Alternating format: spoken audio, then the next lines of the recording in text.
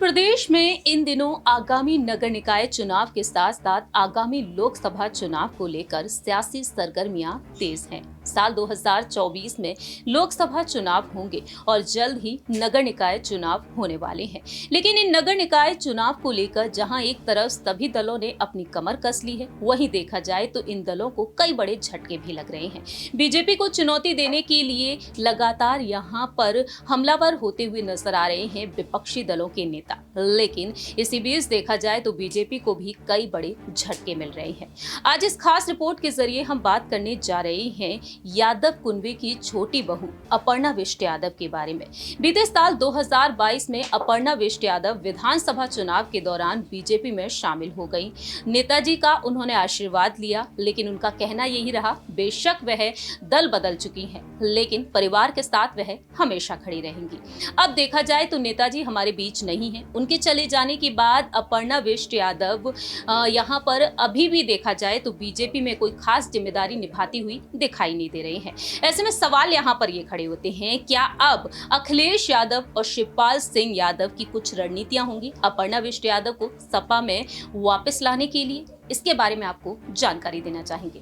नमस्कार, मैं प्रांशी राठौर और आप देख रहे हैं नेक्स्ट 9 न्यूज। दरअसल अपर्णा विष्ट यादव को लेकर लगातार यही दावे किए गए कि जिस तरह से डिंपल यादव ने चाचा शिवपाल सिंह यादव को मना लिया, एक बार फिर से वह उन्हें सपा में वापस ले आई और आज वह सपा से राष्ट्रीय महासचिव के पद पर है।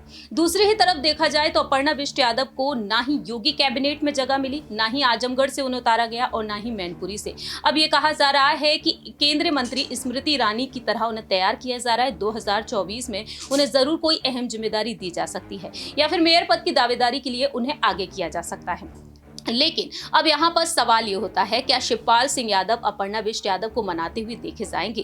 तो इस खास रिपोर्ट के जरिए कुछ फैक्ट्स के बारे में आपको बताना चाहेंगे। अपर्णा विष्ट यादव अब कहीं ना कहीं नरमी बरतती हुई नजर आ रही हैं अपने परिवार के लिए और समाजवादी पार्टी के लिए, क्योंकि बीजेपी से उनका मोह कहीं ना कहीं भंग होते हुए दिखाई दे रहा है। सोशल मीडिया पर उनके देखा जाए तो पोस्ट पर अगर रुख किया जाए तो ट्विटर अकाउंट पर रुख किया जाए तो यहाँ पर भाजपा के पक्ष में वह कितनी बात रखी है और समाजवादी पार्टी के लिए कितनी बातें रखी हैं। ट्वीट से यहां पर साफ तौर पर लगा कि बीजेपी के लिए ज्यादा आक्रामक रहने के मूड में अब वह दिखाई नहीं दे रही हैं और सपा की तरफ उनका नरमी दिल देखने को मिल रहा है। तो ट्विटर पर देखा जाए तो फरवरी, मार्च और अप्रैल के महीने में देखा गया कि सामाजिक कामों में वह शामिल होती हुई नजर आई। लखनऊ में अलग अलग कार्यक्रमों का हिस्सा बनी। स्कूलों और महिलाओं से जुड़े कार्यक्रमों में वह शामिल होती हुई नजर आई हैं। दूसरी ही तरफ बीते 2 महीने पहले उन्होंने बीजेपी के कुछ नेताओं से मुलाकात की, जिसको लेकर सियासी अटकलें तेज हुई। और अब देखा जाए तो यहाँ पर अपर्णा विष्ट यादव ने 9 मार्च को जो ट्वीट किया था, उत्तर प्रदेश सरकार में मंत्री स्वतंत्र देव सिंह की माताजी के निधन पर शोक जाहिर करते हुए, तो वहीं इससे पहले भी उन्होंने कई ट्वीट किए हैं। लेकिन अपर्णा विष्ट यादव यहाँ पर बधाई संदेश भेजती हुई भी नजर आई थी डिंपल यादव के लिए।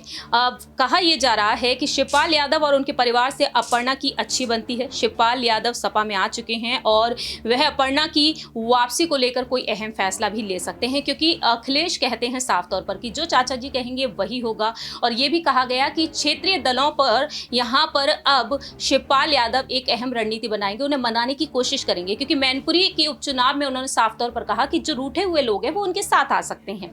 अब यहाँ पर देखना यही दिलचस्प होगा, क्या शिवपाल सिंह यादव अपर्णा विष्ट यादव को वापस लाएंगे, क्योंकि अपर्णा विष्ट यादव और शिवपाल यादव के परिवार की नजदीकी काफी ज्यादा शानदार है, बॉन्डिंग काफी ज्यादा अच्छी है। तो वहीं साधना गुप्ता जी जो अखिलेश यादव की मां रही, उनकी बॉन्डिंग भी काफी अच्छी हुआ करती थी इस परिवार से। अब देखना होगा क्या शिवपाल सिंह यादव ही अपर्णा विष्ट यादव को वापस लेकर आएंगे लोकसभा चुनाव से पहले, ये वक्त के साथ साथ ही पता चलेगा। फिलहाल हमारी इस रिपोर्ट में इतना ही। बाकी की तमाम अपडेट्स के लिए आप देखते रहिए नेक्स्ट 9 न्यूज।